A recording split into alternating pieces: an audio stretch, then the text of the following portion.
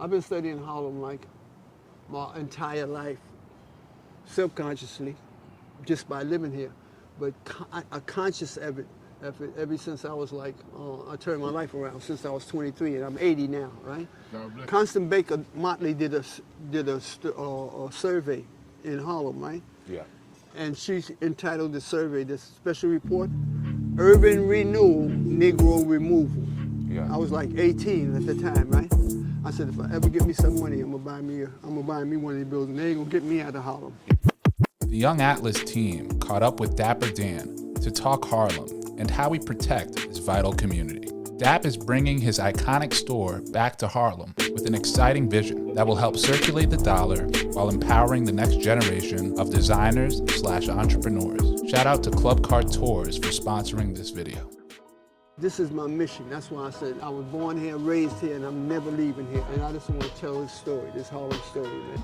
I grew up when redlining, when segregation was still here in New York City. We had all movie stars and actors, and everybody lived in Harlem. So I got a chance to see them. When I came over here, I said, I got to get me a building in Harlem. Right? I grew up with the gangsters, you know what I mean? They're all my friends. I begged them to buy it. I said, buy these buildings, buy these buildings. My brownstone is on this side. The year I bought my brownstone, all of those was vacant. But later on, as I grew up, the young people didn't get a chance to see these people, so they had no inspiration. So that's why I said, I'm gonna make sure I stay here. Now that I made a name for myself and I push the heritage of our community, Yeah. I wanna make sure that the young people can see me because they don't get to see people who accomplished it. This is my goal. This is gonna be the next Dapper Dan. And what I'm gonna be doing here is I'm gonna be teaching young people about the fashion game. I'm gonna be lecturing them about what I've done. I'm gonna be talking about the history of Harlem.